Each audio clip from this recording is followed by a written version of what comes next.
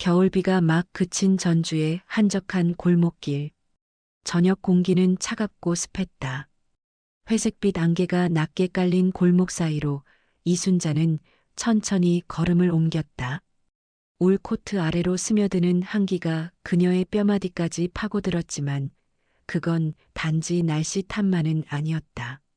3시간 반 전 서울에서 급히 전화 한 통을 받은 후 그녀는 아무것도 챙기지 못한 채 버스에 몸을 실었다. 딸의 목소리가 지금도 귓가에 맴돌고 있었다. 어머니, 좀 와주실래요? 그 말 속에 담긴 어떤 공포, 떨림, 그리고 말하지 못한 절박함. 딸의 목소리는 평소와 달랐다.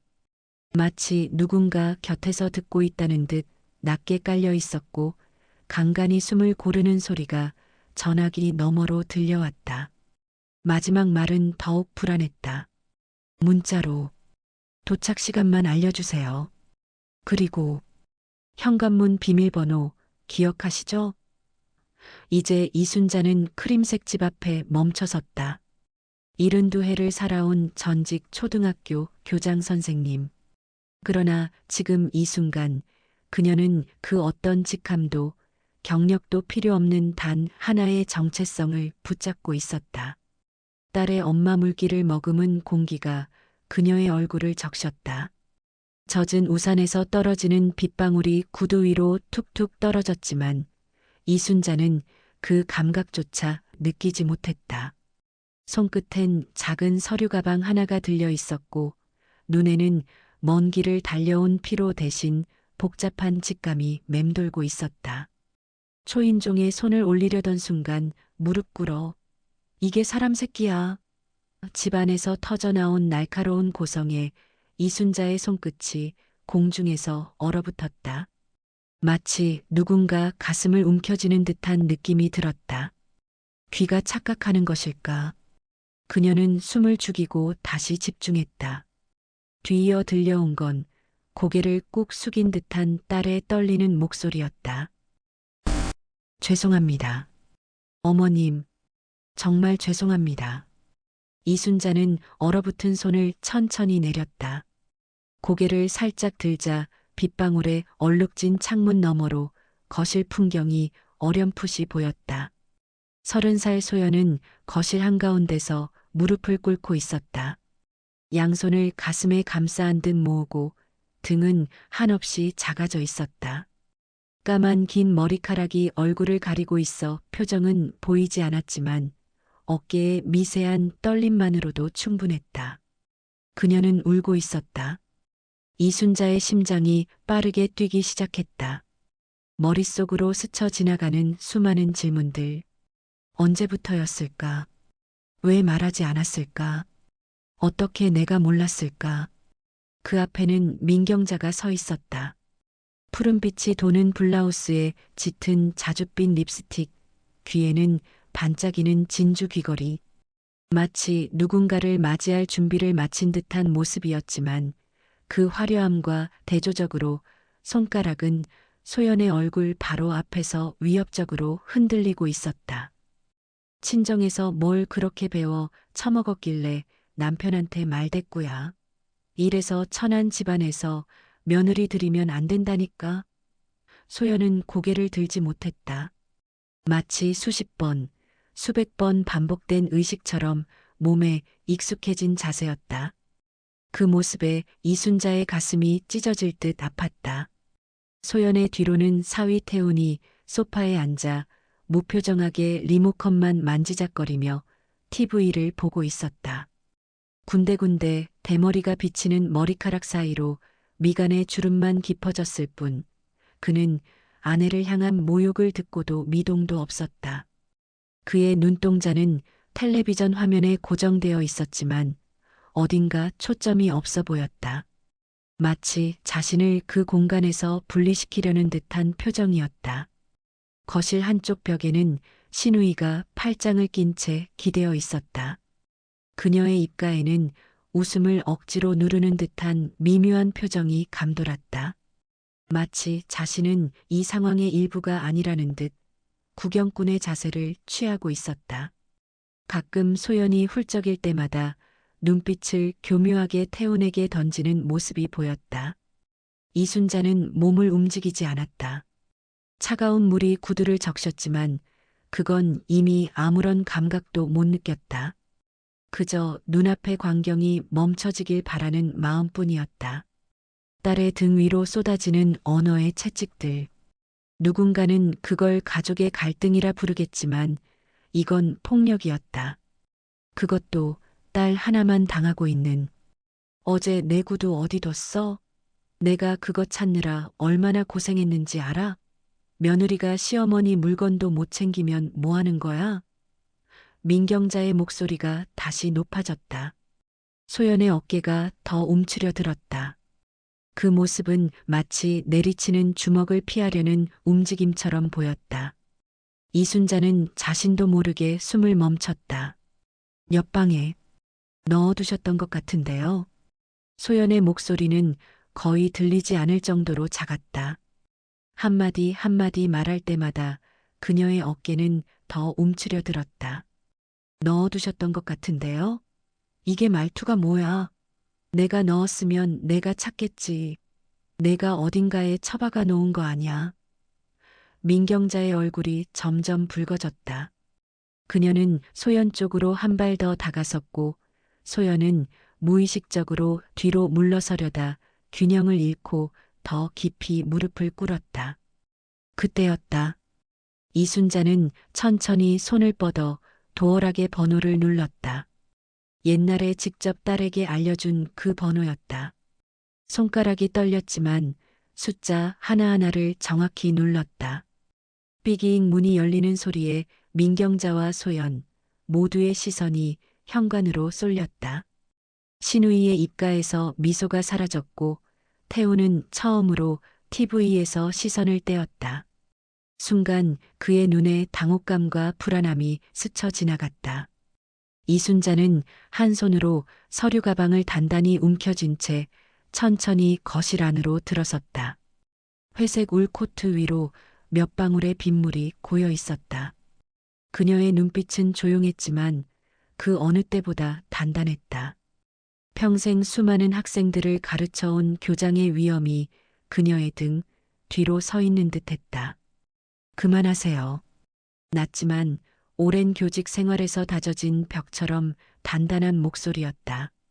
교실을 장악하는데 익숙한 그 음성에는 어떤 논쟁도 용납하지 않겠다는 의지가 담겨 있었다. 지금 뭐 하시는 겁니까? 민경자가 화들짝 놀라 돌아섰다. 그녀의 얼굴에 순간적으로 당혹감이 스쳤다가 곧 분노로 바뀌었다. 자줏빛 입술이 일그러지며 그녀는 소리쳤다. 뭐야, 당신 누구 맘대로. 여긴 우리 집이에요. 사돈, 지금 도대체 뭐 하자는 거예요? 이순자는 천천히 코트를 벗으며 눈에서 시선을 떼지 않았다. 그녀는 숨을 고르게 들이마셨다. 유리창을 타고 흐르는 빗방울처럼 오랫동안 참아왔던 무언가가 그녀 안에서 천천히 흘러내리고 있었다. 이 집 도어락 비밀번호 제가 설정했습니다. 그녀는 소연과 민경자를 번갈아 바라보며 천천히 말을 이었다. 떨림 없는 목소리, 똑바로 바라보는 눈빛. 이순자의 몸은 마치 강철로 주조된 듯 단단했다. 이 집은 제 딸 명의입니다. 계약도, 잔금도, 세금도 제 이름에서 나갑니다. 말이 끝나기도 전에 민경자의 얼굴에서 핏기가 사라졌다. 태훈의 손에서 리모컨이 소파 위로 미끄러졌고 신우이는 벽에서 몸을 떼어내 경계하는 눈빛으로 이순자를 바라보았다. 소연은 멍하니 어머니를 바라보다가 참아왔던 울음을 참지 못하고 입술을 떨며 눈물을 터뜨렸다. 그 눈물은 두려움보다는 안도감에 가까웠다. 엄마, 엄마. 이순자는 조용히 딸 앞에 무릎을 꿇었다. 소연의 차가운 손을 양손으로 붙잡으며 말했다. 그녀의 손은 얼음장처럼 차가웠고 미세하게 떨리고 있었다. 이제 됐다. 엄마 왔다. 그녀는 딸의 눈을 정면으로 바라보며 부드럽게 그러나 확신에 찬 목소리로 덧붙였다. 더는 혼자 아플 필요 없어. 딸은 천천히 고개를 끄덕였다. 목구멍 깊은 곳에서 흐느낌이 올라왔다. 그녀의 손등에는 희미한 붉은 멍이 번져 있었다. 불빛 아래 선명하게 드러난 그 멍자국을 보자 이순자의 가슴 속 무언가가 더욱 단단해졌다. 낡은 모루처럼 무거워지는 분노. 그러나 그 어느 때보다 차분한 의지. 그녀는 천천히 일어섰다. 고요하게 그러나 날카롭게 말했다. 소연아, 짐 챙겨. 이제 우리 집으로 가자. 그리고 민경자를 향해 시선을 돌렸다. 그 눈빛에는 지난 35년간 아이들을 가르치며 다져온 단단함이 어려 있었다. 더는 아무도 내 딸을 무릎 꿇게 하지 않을 거예요. 민경자가 비로소 정신을 차린 듯 고함을 질렀다. 그녀의 자줏빛 입술이 경련하듯 떨렸다. 당신이 뭘 할 수 있는데요? 은퇴한 노인 주제에 뭘 어쩌겠다는 거예요? 우리 아들하고 살고 있는 며느리를 데려가겠다고요. 그러나 이순자는 더 이상 말하지 않았다. 그녀는 딸의 손을 꼭 잡고 천천히 현관으로 향했다. 태우는 여전히 제자리에 앉아 있었고 신우이는 벽에 기댄 채 입을 다물었다. 그의 눈에는 이상한 감정이 스쳐 지나갔다. 두려움? 후회? 혹은 안도감? 그 복잡한 감정을 읽기도 전에 이순자는 시선을 돌렸다. 이순자의 뒷모습에는 어떤 비명보다도 큰 말이 서려 있었다. 지금부터 내가 지켜줄 거야. 소연은 어머니의 손을 붙잡은 채 오랜 시간 만에 처음으로 고개를 들고 걸었다. 그녀의 눈가에 맺힌 눈물 속에는 이제 두려움보다 안도감이 더 크게 번져가고 있었다. 빗소리가 옥상을 때리는 소리만이 정막을 채웠다. 때때로 번개가 하늘을 가르고 그 찰나의 빛에 집안의 모든 그림자가 선명해졌다가 사라졌다. 그 덧없는 그러나 강렬한 빛처럼 이순자는 딸의 삶에 다시 빛을 되찾아주기로 마음먹었다. 현관문이 닫히는 소리가 둔탁하게 울렸다. 그리고 그들 모녀는 어둠 속으로 천천히 걸음을 옮겼다. 이순자는 늘 아이들과 함께한 사람이었다. 35년이란 시간 그녀는 교단에 서서 수많은 아이들의 눈빛 속에서 상처를 읽었다. 말이 느린 아이, 산만한 아이, 늘 혼자 있던 아이까지. 그 아이들의 눈을 들여다보며 마음을 열고 손을 내미는 것이 그녀의 일이었다. 쉽지 않은 일이었지만 그 누구도 이순자만큼 아이들의 침묵 속 메시지를 읽을 줄 아는 사람은 없었다. 그런데도 자기 딸 하나의 고통은 잊지 못했다. 소연은 어릴 때부터 말이 없었다. 항상 양보하고 항상 웃었고 늘 눈치를 봤다. 표면만 보면 착하고 얌전한 아이였다. 소연이처럼만 키우세요라는 말이 학부모 상담의 단골 문구였다. 선생님, 소연이가 또 대표로 발표를 안 하네요. 능력 있는 아이인데 너무 소극적인 것 같아요. 초등학교 5학년 때 담임 선생님의 말에 이순자는 뭐라 답해야 할지 몰랐다. 다른 아이였다면 곧바로 조언해 줄 수 있었을 텐데 정작 자기 딸에 대해서는 말문이 막혔다. 그해 가을 옆 반 아이가 소연의 연필 케이스를 가져갔던 날이 떠올랐다. 소연아, 그거 내가 잃어버린 거야? 선생님께 말씀드릴까? 응, 내가 실수한 거야. 딸은 말끝을 흐리며 고개를 들지 않았다. 이순자는 알고 있었다. 그 애가 혼날까봐 말하지 않을 거라는 걸.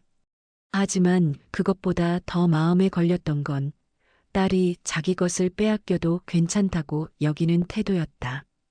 이순자는 그날 밤 딸이 잠든 방에 조용히 앉아 있었다. 작은 등이 이불 아래 꿈틀대며 조용히 숨 쉬는 걸 보며 어떻게든 세상으로부터 지켜주고 싶었다. 하지만 어떻게? 소연은 그저 세상이 자신을 지나쳐가기를 바라는 것 같았다. 그 시작은 아주 오래전이었다.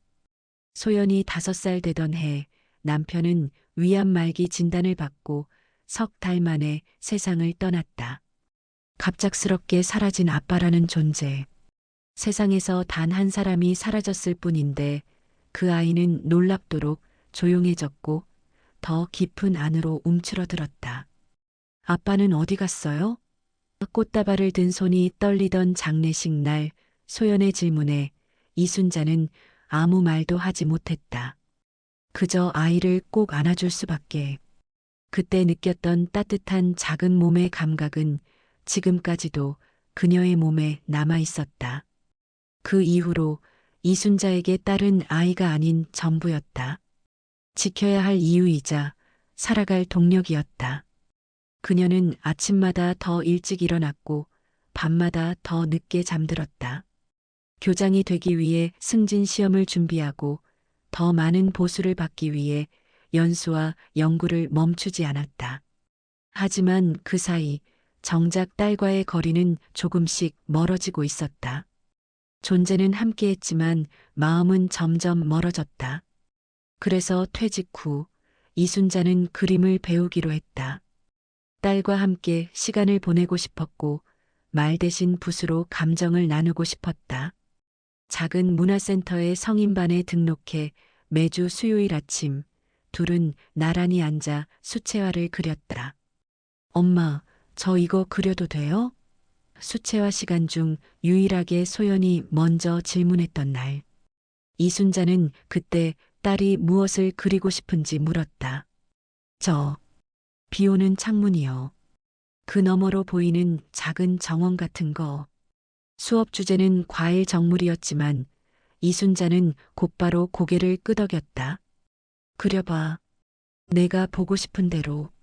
소연의 그림은 특별했다. 깊은 초록과 파랑이 섞인 작은 세계, 그리고 그 세계와 창문 사이에 그어진 희미한 경계. 마치 바깥 세상에 대한 동경과 두려움이 공존하는 듯 했다. 하지만 소연이 진짜 웃는 건 따로 있었다. 동네 작은 도서관. 그곳에서 그림책을 정리하고 아이들과 동화 낭독회를 도와줄 때 소연은 그제야 웃었다. 언니, 그 책 또 읽어줘요. 아이의 순수한 요청에 소연이 고개를 끄덕이는 표정은 세상 어느 자리보다 빛나 보였다. 마치 수십 년간 숨겨왔던 진짜 자신을 조금씩 꺼내 보이는 것 같았다. 그러던 어느 날 소연이 조심스럽게 말했다. 엄마, 어떤 분이 저 좋아한대요. 나랑 결혼하고 싶대요. 그 말에 이순자는 잠시 멍해졌다. 늘 난 결혼 안 해. 혼자가 편에만 외치던 아이가 처음으로 누군가가 날 좋아해요라고 말했기 때문이다. 누구? 어디서 만난 사람이니? 도서관에서요. 시립도서관 순회사서로 왔던 분이에요. 소연의 눈빛에는 조심스러움과 떨림이 있었지만 그 안에 담긴 설렘은 감출 수 없었다. 평생 남의 시선에 움츠렸던 딸이 처음으로 누군가의 시선에 기뻐하는 모습이었다. 그의 이름은 김태훈. 34세, 조용하고 예의 바른 청년이었다. 말수는 적지만 다정했고 무엇보다 소연을 바라보는 눈빛이 따뜻했다. 이순자는 그 첫 만남을 잊을 수 없었다. 태훈이 집에 인사를 왔을 때 그는 소연이 아이들에게 책 읽어주는 모습에 반했다며 숨겨진 보석을 발견한 것 같았어요 라고 말했다. 그의 어머니 민경자의 첫인상은 복잡했다. 화려한 옷차림, 예리한 눈빛. 민경자는 이렇게 말했다. 소연 아가씨는 요즘 보기 드문 아가씨예요. 얌전하고 순하고 우리 아들에겐 복이죠. 이순자는 그 말 속에서 숨겨진 의미를 알아챘다. 그녀의 말 속엔 애써 숨기려 한 거리감이 있었다. 순하다는 건 칭찬이 아니었다. 통제하기 쉬워서 좋다는 뜻처럼 느껴졌다. 그럼에도 이순자는 결혼을 허락했다. 소연이 자신의 방에서 태훈에게서 온 문자를 보며 살짝 미소 짓는 모습, 전화로 이야기를 나눈 후 설레어하는 모습, 그동안 볼 수 없었던 딸의 미소, 딸의 얼굴에 떠오른 처음 보는 그 미소 하나가 그 어떤 불안을 덮어버렸기 때문이다. 그날 밤 신혼집 문 앞에서 딸의 등을 바라보며 이순자는 속으로 말했다. 이 아이가 드디어 세상으로 걸어나간다. 이제는 누군가의 아내가 아니라 자신의 이름으로 살 수 있길. 하지만 그 후로 딸의 연락은 점점 줄어들었다. 카카오톡 메시지는 짧아졌고 전화는 거의 받지 않았다. 잘 지내? 라는 질문에 응. 걱정 마세요. 라는 짧은 답변. 수개월이 지난 어느 날 그녀는 딸의 전화 목소리에서 떨림을 느꼈다. 엄마, 저 전주 좀 내려오실래요? 그냥 보고 싶어서요. 그 목소리에 담긴 억눌린 울음. 그제야 이순자는 깨달았다. 남의 아이 문제엔 귀신같이 알아차렸던 이순자였다. 하지만 내 아이가 무너지는 건 너무 늦게야 알아차렸다. 그건 한 사람의 교사로서, 그리고 단 한 사람의 엄마로서 가장 큰 실수였다. 그날 이순자는 무거운 마음으로 가방을 쌌다. 딸을 만나러 가는 길, 그녀는 알고 있었다. 이제는 반드시 딸의 눈을 똑바로 들여다보아야 한다는 것을 더 이상 외면하지 않기로 다짐했다. 서울로 돌아온 지 일주일째, 이순자는 다시 함께 살게 된 딸의 일상에서 곧바로 위화감을 느꼈다. 아침 식사를 준비하는 소연의 손등엔 자줏빛 멍이 퍼져 있었다. 문이 조금만 세게 열려도 소연은 어깨를 움찔하며 몸을 움츠렸다. 냉장고 문을 열 때도 서랍을 닫을 때도 그녀는 마치 폭발물을 다루듯 조심스러웠다. 소연아, 그 손은 어떻게 된 거니? 이순자는 딸의 손을 가리키며 물었다. 소연은 무의식적으로 손등을 감추며 억지 웃음을 지었다. 그냥 부딪혔어. 살림하다가. 그녀는 평소보다 더 바쁘게 움직이며 말을 돌렸다. 엄마, 시어머니가 조금 예민하신 편이라 내가 좀 더 조심했어야 했는데. 그 말투, 그 눈빛. 이순자는 알고 있었다. 수십 년간 봐온 폭력 피해 아동들이 늘 그렇게 말했으니까. 거짓이 아니라 두려움으로 길들여진 진심. 소연아. 그녀는 부드럽게 그러나 단호하게 아침 식탁 앞에 앉았다. 딸의 손을 잡아 식탁 위에 올려놓으며 말했다. 엄마가 도와줄 수 있어. 이제 말해줘. 소연은 잠시 침묵했다. 창밖으로 비가 내리기 시작했다. 빗소리가 방 안을 채우는 동안 그녀의 눈가에 눈물이 고였다 사라졌다. 나중에 말할게요. 그날 밤 새벽 2시 이순자는 잠에서 깨어 허리춤을 감싸며 거실로 나왔다.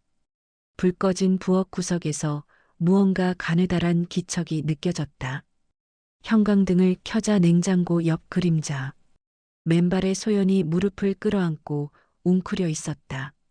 입술은 헐어 있었고 손끝은 파랬다. 소연아.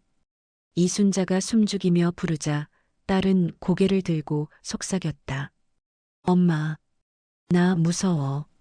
그녀는 이순자의 손을 붙잡으며 떨리는 목소리로 말을 이었다.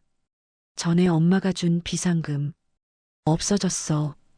이순자는 말없이 소연의 휴대폰을 건네받아 은행 앱을 열었다. 잔액 마이너스 1780만 원. 그녀는 말문이 막혔다. 소연은 멍한 눈빛으로 화면을 바라보다 입을 열었다. 통장하고 카드, 시어머니가 가져갔어. 관리해 주신다고 해서. 잠시 침묵이 흘렀다. 그러다 소연이 덧붙였다. 근데 엄마한테 말하면 가만 안 두겠다고 했어. 그제야 퍼즐이 맞춰졌다. 딸은 지금 돈이 아니라 존엄을 빼앗긴 것이다. 몇 달 됐어? 결혼하고 2달쯤 지나서부터 이순자는 소연의 어깨를 감싸 안았다. 안겨오는 몸이 가냘프게 떨리고 있었다. 이제는 다 말해도 돼. 그날 밤 소연은 침대 밑 깊숙한 곳에서 작은 노트를 꺼냈다. 겉표지는 낡았고 모서리는 접혀 있었다. 마치 오랫동안 숨겨온 비밀처럼. 계속 썼어. 다른 사람한테 말 못하니까. 이거라도 써야 덜 미칠 것 같아서. 일기장 속에는 무릎 꿇은 날, 소리 지른 말, 내 엄마가 널 그렇게 키웠다는 폭언까지 하루하루가 상처로 적혀 있었다. 첫 장을 넘기자 소연의 잘 정돈된 글씨체가 눈에 들어왔다. 2024년 11월 8일 오늘 처음으로 무릎을 꿇었다. 시어머니가 내 머리카락을 잡아당기면서 여기가 어디라고 생각해? 라고 물었을 때 다리에 힘이 풀려 그대로 주저앉았다. 그러자 그분은 바닥에서 빌어야 정신을 차리지라며 더 강하게 눌렀다. 태우는 옆에서 그저 리모컨만 만지작거렸다. 눈이 마주쳤는데도 아무 말도 하지 않았다. 이게 정말 결혼인가? 소연은 천천히 말하기 시작했다. 전주 내려간 지 얼마 안 돼서 시댁 식구들이 하나둘 들어왔어. 처음엔 잠시만 있다가 간다고 했는데 어느새 신우가 방을 쓰고 난 거실에서 자게 됐고 소연의 목소리가 흔들렸다. 그러더니 어느 날 카페 준비 명목으로 대출 서류에 사인을 하라고 해서 그냥 도장 찍었어. 몰랐어. 내 명의로 그렇게 된 줄은. 이순자는 서서히 그림이 그려지는 것을 느꼈다. 딸의 의지를 꺾고 재산을 빼앗는 계획적인 악에. 어느 날부턴가는 내 휴대폰도 뺏어갔어. 내가 쓸 일 없으니 내가 관리한다면서. 그녀는 핸드폰도 스스로 못 쓰고 있었다. 민경자가 관리한다며 가져갔고 계좌, 문자, 통화 기록까지 차단당한 채 마치 외부와 격리된 사람처럼 살고 있었다. 그렇게 왜 참았어? 이순자가 물었을 때 소연은 잠시 고개를 숙였다가 천천히 말했다. 처음엔 이게 다 시집살이라고 생각했어. 엄마 세대는 더 심했다고들 하잖아. 그리고 내가 노력하면 달라질 거라고 믿었어. 소연은 작은 목소리로 계속했다. 근데 그 집에 들어온 날부터 뭔가 달랐어. 마치 그들이 나를 기다렸다는 듯이 계획된 것처럼. 이순자는 힘겹게 물었다. 태우는 어땠니? 소연의 눈에 복잡한 감정이 스쳐 지나갔다. 태훈이 한 번은 내가 머리채 잡히고 있을 때 눈물 흘리는 걸 봤어. 근데도 아무 말도 못했어. 그 사람도 힘든 걸까? 이순자는 그 말에 가슴이 아팠다. 딸은 폭력 속에서도 여전히 남을 먼저 생각하고 있었다. 소연아, 그건 이해가 아니야. 방관도 폭력의 일부야. 그날 밤 이순자는 분노보다 죄책감이 먼저 밀려왔다. 왜 더 일찍 몰랐을까? 왜 남의 아이들 상처는 기가 막히게 알면서 정작 내 딸의 붕괴엔 눈이 멀었을까? 마지막 페이지에 적힌 날짜는 바로 어제였다. 2025년 5월 11일 드디어 엄마에게 연락했다. 더는 참을 수 없어서 내일 오신다고 하셨다. 시어머니는 모르는데 알면 또 무슨 일이 벌어질지. 하지만 이대로는 못 살겠다. 가끔은 다 버리고 도망치고 싶다가도 그러면 또 내가 져버리는 것 같아서 참았다. 그런데 이제는 정말 숨을 쉴 수가 없다. 엄마, 제발 날 데려가줘. 다음 날 아침, 소연은 식탁에 앉아 천천히 말했다. 엄마, 이번엔 그냥 도망치고 싶지 않아. 그녀의 눈빛은 어제와 달랐다. 무언가 결심한 듯 떨림은 있었지만 단단함도 있었다. 이혼도 하고 싶지만 그 사람들한테 빼앗긴 거 다 돌려받고 싶어? 그녀는 잠시 주먹을 꾹 쥐었다가 폈다. 그동안 내가 너무 많은 것을 빼앗겼어. 돈뿐만 아니라 자존감도, 꿈도, 내 자신도.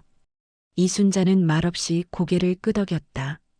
35년 교단 생활 동안 그녀는 많은 아이들이 상처에서 일어나는 모습을 지켜봐 왔다.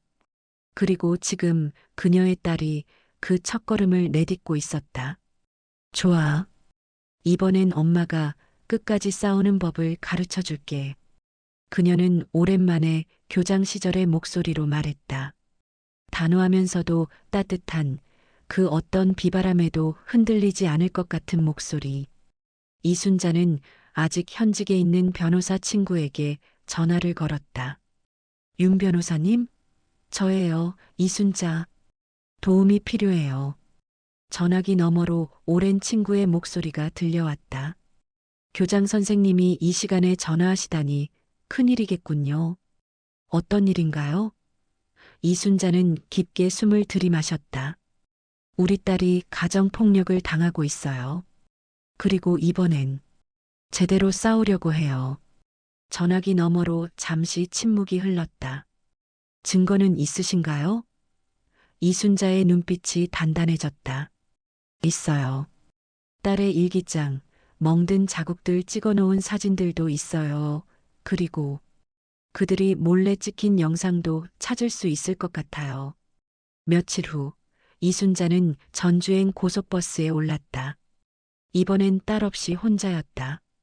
차창 밖으로 지나가는 풍경을 바라보며 그녀는 자신의 모습을 점검했다.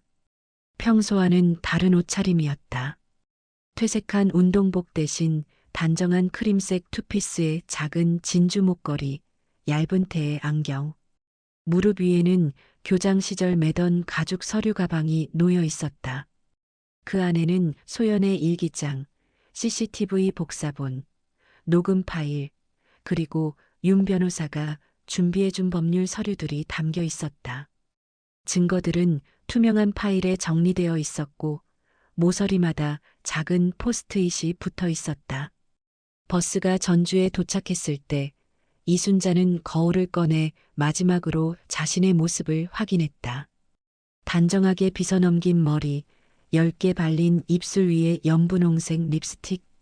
그녀는 깊게 숨을 들이마셨다. 35년간 교단에 서며 다져온 권위가 그녀의 눈빛에서 되살아나고 있었다. 택시에서 내린 이순자가 선 곳은 삼성동 사거리의 현대식 사무실 건물이었다.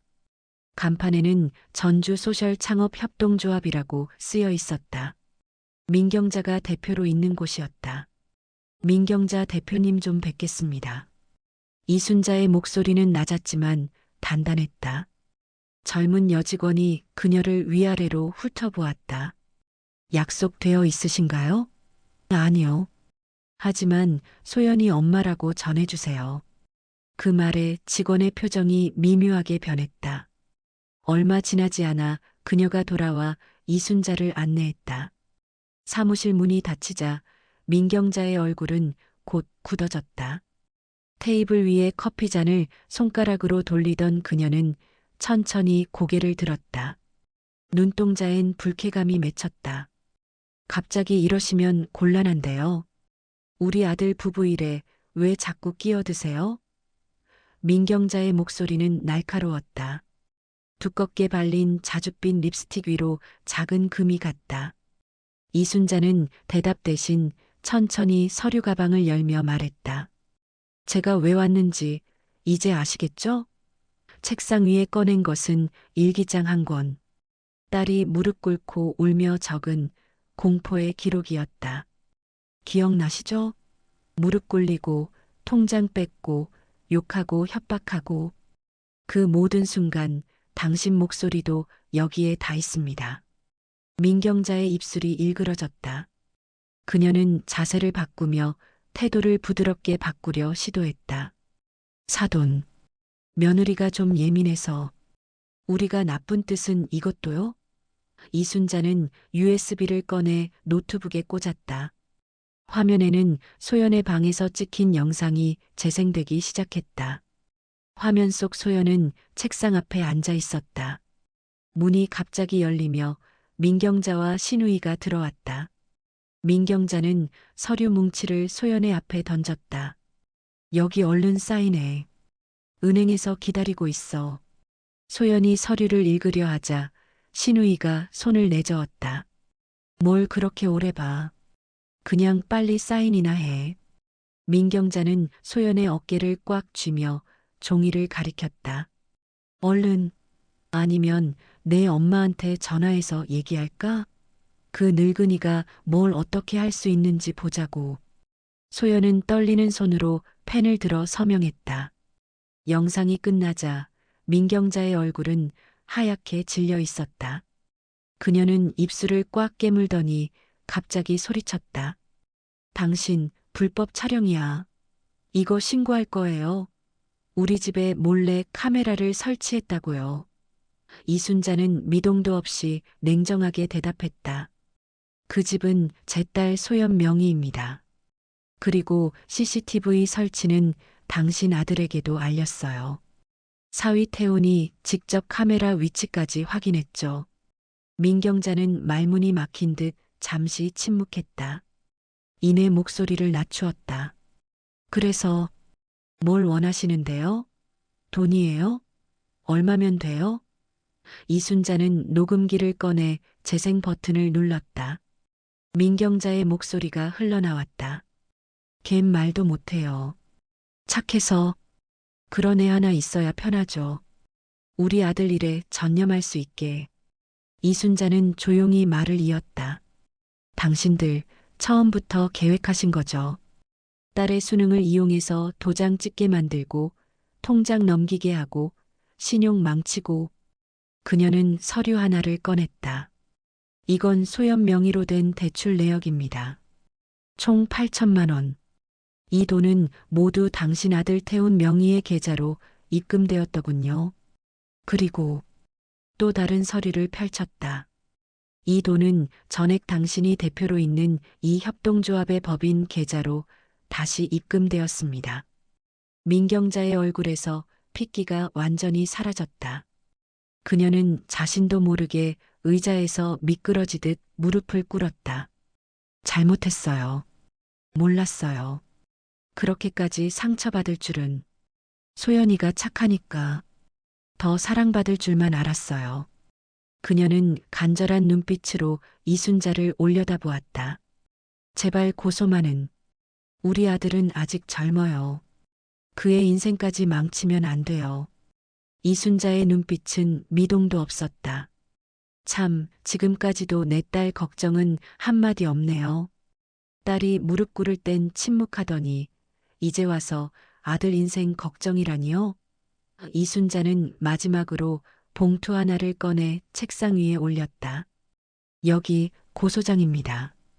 경찰과 변호사에게 이미 전달했고 정식 수사 들어갑니다. 민경자는 무릎을 꿇은 채 흐느꼈다. 액세서리로 치장된 그녀의 손가락이 떨리고 있었다. 제발 한 번만 기회를 주세요. 제가 잘못했어요. 그 모습을 조용히 내려다보던 이순자는 문득 소연이 무릎 꿇었던 그날의 장면이 떠올랐다. 딸이 얼마나 무력하고 두려워했을지. 그녀는 마지막 말을 던졌다. 저는 35년간 아이들을 가르쳤어요. 세상에서 무시당하지 않게, 상처받지 않게 하기 위해서요. 하지만 제 딸 하나를 저는 지켜주지 못했습니다. 그녀는 서류 가방을 정리하며 말을 이었다. 이제라도 그 책임을 다하려고 합니다. 우리 딸의 침묵을 이용했다면 이제는 제 목소리를 들어보세요. 이순자는 일어서려다 문득 멈췄다. 그녀는 허리를 숙여 바닥에 무릎 꿇은 민경자의 눈을 똑바로 바라보며 마지막 말을 했다. 그리고 당신이 늙은이라고 부르던 이 사람이 얼마나 무서운지도 느껴보세요. 그날 저녁 전주 경찰서에서 전화가 왔다. 피의자들이 모두 출석해 진술을 마쳤습니다. 특이한 점은 김태훈 씨가 어머니와 누나에 대해 불리한 진술을 했다는 겁니다. 이순자는 놀라 물었다. 사위가요? 어떤 내용인가요? 김태훈 씨가 자신도 어머니에게 심리적 학대를 받아왔다고 진술했습니다. 어머니의 지시로 마지못해 아내를 방관했다고. 그리고 모든 대출 과정에서 어머니의 지시가 있었음을 시인했어요. 이순자는 복잡한 감정에 휩싸였다. 태훈도 또 다른 방식의 피해자였던 걸까? 하지만 그것이 소연에게 가해진 폭력을 정당화할 수는 없었다. 소연은 이 소식을 듣고 잠시 생각에 잠기더니 조용히 말했다. 엄마, 태훈이 그렇게 말했다고요? 그럴지도 모르겠어요. 가끔 그 사람이 시어머니 앞에서 어린아이처럼 변하는 걸 봤어요. 소연의 눈에 복잡한 감정이 어렸다. 미움과 연민이 뒤섞인 표정. 하지만 그래도 날 지켜주지 않았어. 지켜볼 수만 있었던 건 용서할 수 없어요. 법정에서 소연은 떨리는 목소리로 증언했다. 처음엔 눈물이 앞을 가려 말을 잇지 못했지만 시간이 지날수록 그녀의 목소리는 단단해졌다. 저는 제 인생에서 처음으로 무언가를 요구하고 싶습니다. 더 이상 침묵하지 않을 권리를, 그리고 다시는 무릎 꿇지 않을 자유를. 그 말에 재판부는 깊이 고개를 끄덕였다. 말이 없었다는 이유로 고통이 없다고 생각한 것이야말로 폭력입니다. 침묵은 동의가 아니며 순종은 존엄의 포기가 아닙니다. 재판 결과가 나온 지 6개월. 가해자들은 모두 기소되었다. 민경자는 특정경제범죄 가중처벌법 위반으로 실형을, 신우이는 대출 유용 혐의로 벌금형을 선고받았다. 태우는 어머니에 대한 진술과 부분적 협조로 집행유예를 받았다. 하지만 승리의 기쁨 뒤에는 또 다른 더 긴 여정이 기다리고 있었다. 첫 달 소연은 매주 3번씩 정신과 의사를 만났다. 트라우마 치료를 위한 EMDR 세션도 받았다. 치유의 과정은 결코 직선적이지 않았다. 때로는 갑자기 밤중에 식은땀을 흘리며 깨어나는 날도 있었고, 문소리에 놀라 몸을 움츠리는 자신을 발견하기도 했다. 완전히 회복되는 데는 시간이 걸립니다. 서두르지 마세요. 상담사의 따뜻한 위로에 소연은 처음으로 자신의 감정에 정직해지기 시작했다. 저는 화가 나요. 슬프고, 때로는 너무 분해서 견딜 수가 없어요. 붓과 색은 그녀에게 언어보다 먼저 다가왔고, 무엇보다 조용히 아물 수 있는 시간을 주었다. 상담사의 권유로 소연은 미술 치료를 시작했다. 처음 그린 그림은 검은색과 빨간색으로 가득한 소용돌이였다. 그녀는 붓을 거칠게 움직이며 캔버스에 마음의 응어리를 쏟아냈다. 점차 그림에는 파란색과 초록색이 더해졌고 몇 개월 후에는 작은 노란 빛이 화폭의 한 구석에 자리 잡았다. 그 작은 빛은 소연의 내면에서 다시 피어나는 희망이었다. 어느 날 밤 이순자는 소연의 손을 가만히 감쌌다. 소연아, 이제 울어도 괜찮아. 그동안 너무 오래 혼자였잖니. 소연은 고개를 끄덕이며 마침내 말했다. 엄마, 이제야 숨을 쉴 수 있을 것 같아. 이순자는 그 눈빛을 잊을 수 없었다. 그것은 더 이상 두려움이나 수치심으로 가려진 눈빛이 아니었다. 깊은 바다처럼 투명하면서도 단단한 자신을 찾아가는 사람의 눈빛이었다. 그 후 이순자는 교사로서의 삶을 다시 꺼내 들었다.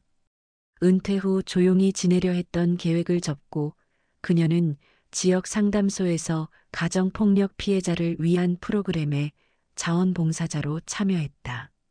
선생님, 저도 소연 씨처럼 용기를 낼 수 있을까요?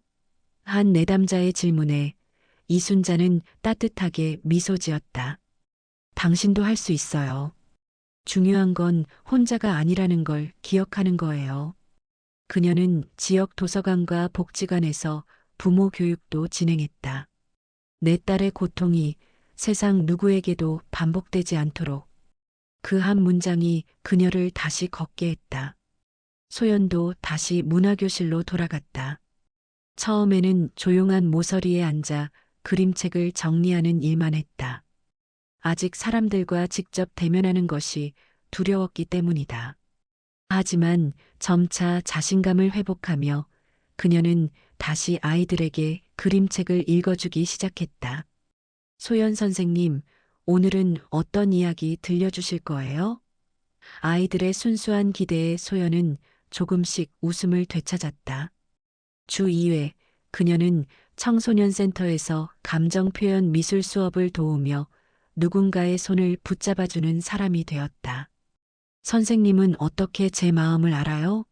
한 여학생의 질문에 소연은 진심으로 대답했다. 나도 한때 내처럼 말 대신 침묵으로 소통했거든. 어느 날 그녀에게 태훈의 편지가 도착했다. 교도소에서 사회봉사활동으로 전환된 태훈은 상담 치료를 받으며 소연에게 긴 편지를 보내왔다. 용서해달라는 말은 한 번도 없어요. 그저 자기가 얼마나 어머니에게 지배당했는지만 설명하고 있어요. 이순자는 조심스럽게 물었다.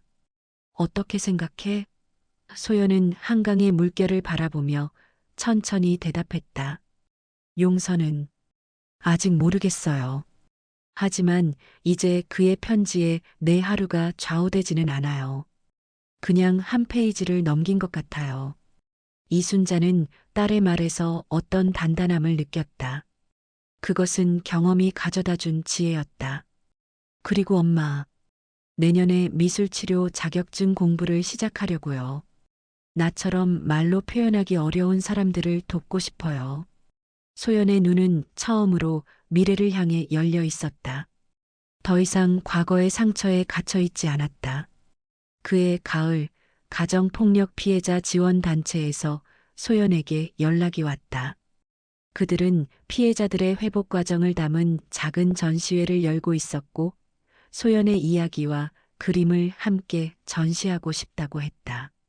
처음에 소연은 망설였다. 자신의 상처와 치유 과정을 공개적으로 나누는 것이 두려웠기 때문이다. 하지만 이순자의 격려로 그녀는 용기를 내어 동의했다. 내 이야기가 누군가에게 빛이 될 수 있어.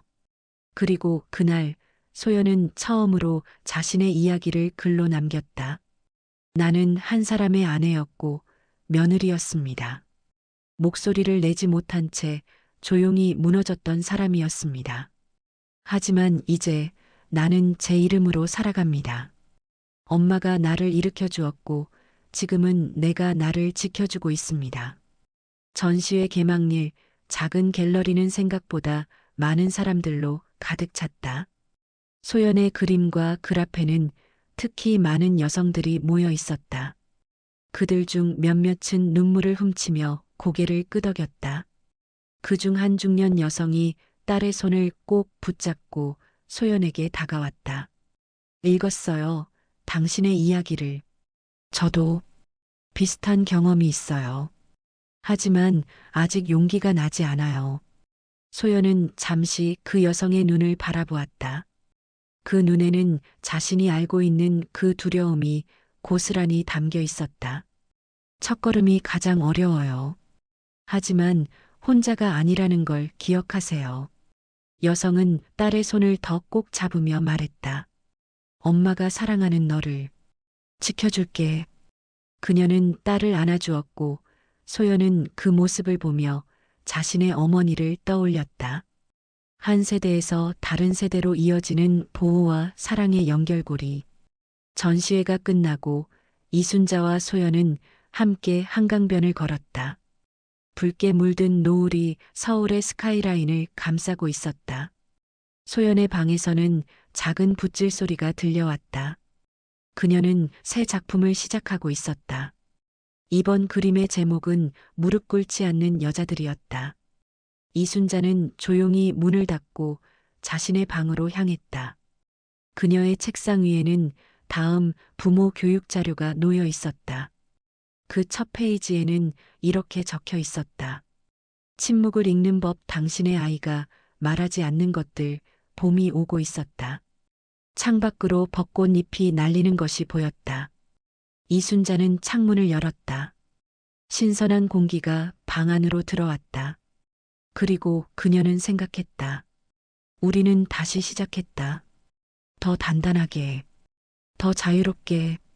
이 마무리는 이야기의 교훈을 단순히 요약하는 것을 넘어 독자들의 일상과 연결하고 공감대를 형성하려는 목적을 담고 있습니다. 특히 늦었다고 생각할 때가 가장 빠른 때입니다와 같은 문장은 주저하고 있는 독자들에게 용기를 북돋워 줄 수 있습니다.